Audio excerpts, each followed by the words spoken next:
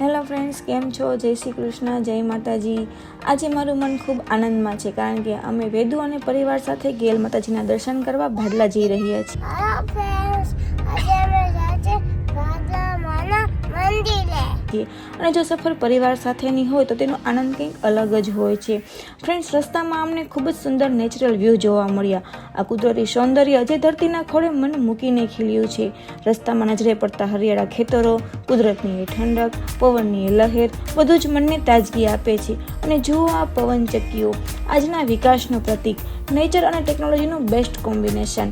અને આ બધું જોતા અને બધુની સાથે મસ્તી કરતા અમે શક્તિ સ્વરૂપા ગેલ માતાજીના દર્શન કરવા જઈ રહ્યા છીએ।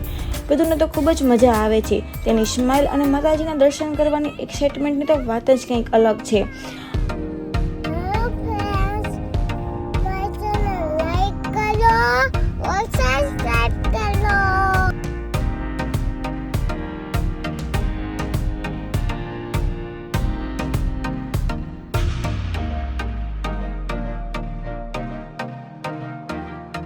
એક્સાઇટમેન્ટ હતી પવનચક્કી જોવાની। બધું જોઈને તે પવનચક્કી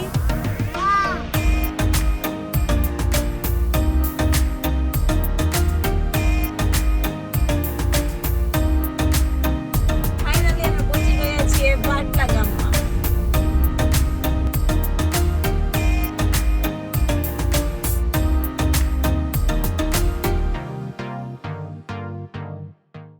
આપણને જે આતુરતા હતી માતાજીના દર્શન કરવાની એ ક્ષણ હવે આવી ગઈ છે। આ રહ્યો માતાજીના મંદિરનો પવિત્ર દરવાજો, જેમાં દ્વાર પાર કરીએ લાગે છે કે માતાજીના ચરણો સુધી પહોંચી ગયા। દૂરથી જ મંદિરની ધજાના દર્શન કરીને મન પવિત્ર થઈ જાય છે। મિત્રો, અત્યારે અહીંયા નવું મંદિર બની રહ્યું છે, રિનોવેશનનું કામ ચાલી રહ્યું છે। માતાજીનું આ ધામ વધુ ભવ્ય બનવા જઈ રહ્યું છે। તો ચાલો ભાવ ભક્તિથી માતાના દરબારમાં જઈએ। મિત્રો, જુઓ તો ખરા, મંદિરના ઘુમટ પર કરેલો નકશીકામ કેટલું સુંદર છે। દરેક રેખા, દરેક આકારમાં કલાકારોની મહેનત, પરંપરા અને ભક્તિ દેખાય છે। આ માત્ર પથ્થર નથી, આ તો વર્ષો જૂની સંસ્કૃતિનું જીવંત સ્વરૂપ છે।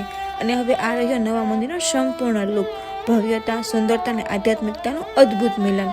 રિનોવેશન પછી મંદિર પહેલા કરતાં પણ વધારે તેજસ્વી અને આકર્ષક બની રહ્યું છે। લાગે છે જાણે માતાજીનો દરબાર વધુ દીપ્તિમાન બનીને ભક્તોને આશીર્વાદ આપવા માટે તૈયાર બેઠો હોય। આવા મંદિરો માત્ર દ્રશ્યથી જ નહીં પરંતુ હૃદયની અંદર સુધી શાંતિ આપી જાય છે।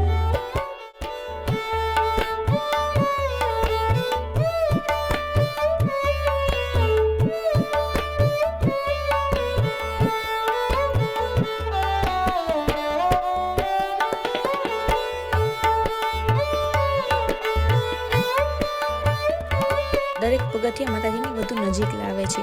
ભક્તિભેર પગલાં ભરીએ અને દિલમાં બસ એક જ ભાવ હોય, માતાજીના દર્શનનો। પગથિયા ચડતા મનમાં ઉર્જા અને ઉત્સાહ વધતો જાય છે, કારણ કે હવે અમે માતાના દ્વારે પહોંચી ગયા છીએ। તો ફ્રેન્ડ્સ, આ છે અમારા ગેલ માતાજી, શક્તિ, કરુણા અને આશાનું દિવ્યતમ સ્વરૂપ। માતાના ચરણોમાં આવીને મનની બધી જ ચિંતા દૂર થઈ જાય છે, હૃદય પવિત્ર થઈ જાય છે। માતાને બસ એક જ પ્રાર્થના, અમને સારા વિચારો, સારો સંગાથ અને સારો માર્ગ બતાવજો અને સૌના જીવનમાં સુખ, શાંતિ અને આરોગ્ય વર્ષાવજો। તો ભાવથી બોલો જય ગેલ માતાજી।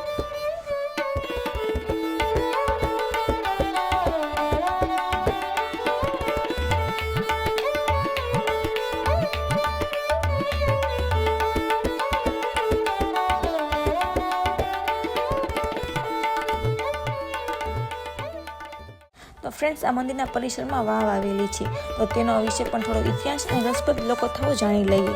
માનવામાં આવે છે કે આ વાવનું નિર્માણ લગભગ 13મી સદી દરમિયાન થયું હતું। ભાડલા ગામમાં ગેલ માતાના મંદિરના પરિસરમાં આવેલી આ વાવ 4 મંજિલાવાળી વાવ તરીકે ઓળખાય છે। તેના નિર્માણ સાથે અહીંની સંસ્કૃતિ, કલાત્મકતા અને આધ્યાત્મિક મહત્વ જોડાયેલું છે।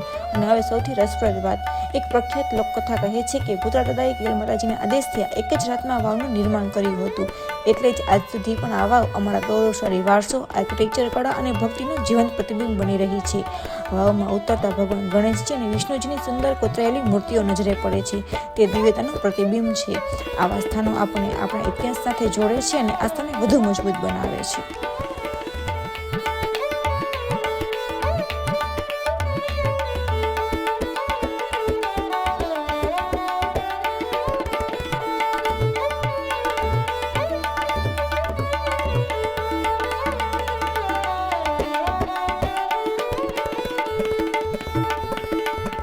તો મિત્રો અહીંયા માતાજીના ધામમાં એક ખૂબ સુંદર ગૌશાળા પણ આવેલી છે. અહીં ઘણી બધી ગાયોનું સ્નેહ અને સન્માનથી પાલન થાય છે. ગાયો તો આપણા ધર્મમાં માત્ર સ્વરૂપમાં માનવામાં આવે છે. એટલે જ અહીં વાતાવરણ પણ ખૂબ જ પવિત્ર છે. વેદોને તો ગાયો સાથે ખૂબ જ ગમે છે. જુઓને કેટલો પ્રેમથી ગાયો સાથે રમે છે અને સ્નેહ આપે છે. અને કહેવાય છે ને કે જીવદયા એ ભક્તિનો એક સુંદર ભાગ છે. ગાયો ખુશ તો વાતાવરણ ખુશ, અને માતાજીના આશીર્વાદ પણ આમ જ આપણા સુધી પહોંચે છે. આવી પળો જીવનભર યાદ રહી જાય એવી હોય છે. આવે હે જો કે વેદુ મને મોમ આપશે એમ પૂછે હે તને કે ને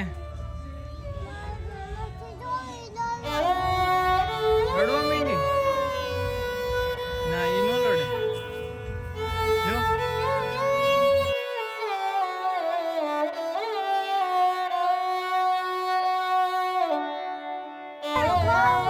ये घास खाए घास आपे ने हाँ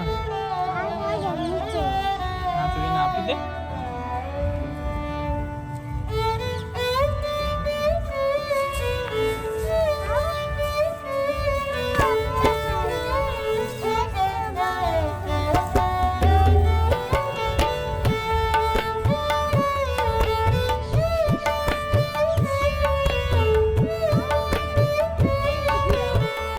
તો મિત્રો અહીંયા મંદિરના પરિસરમાં જ અંજની પુત્ર હનુમાનની દિવ્ય પ્રતિમા પણ સ્થાપેલ છે.